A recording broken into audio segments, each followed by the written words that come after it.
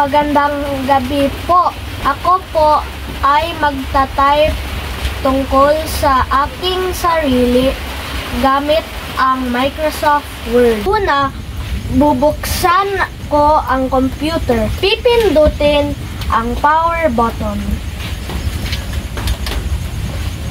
At hihintayin makita ang desktop icon. At hanapin ang Microsoft Word application.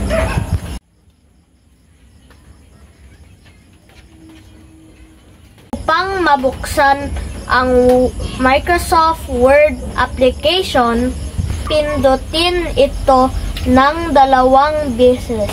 Piliin ang blank document. At pumunta ng page layout.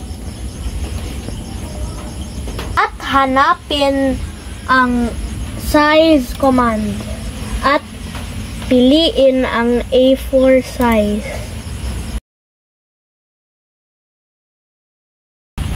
At piliin ang margin normal. Pagkatapos, pindutin ang home button. At i-click ang font style. At piliin ang Arial. I-click ang font size.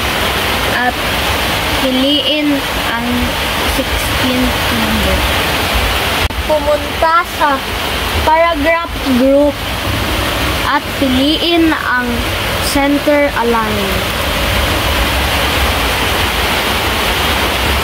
At magsimula ng mag-encode.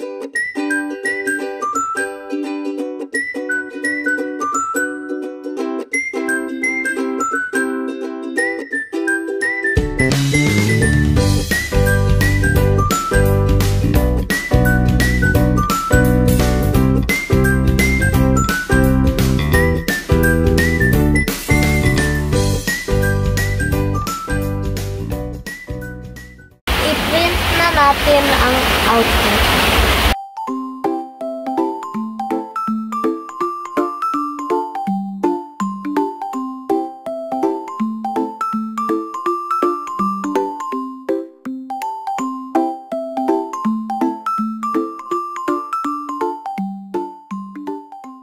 At ito na po ang final output.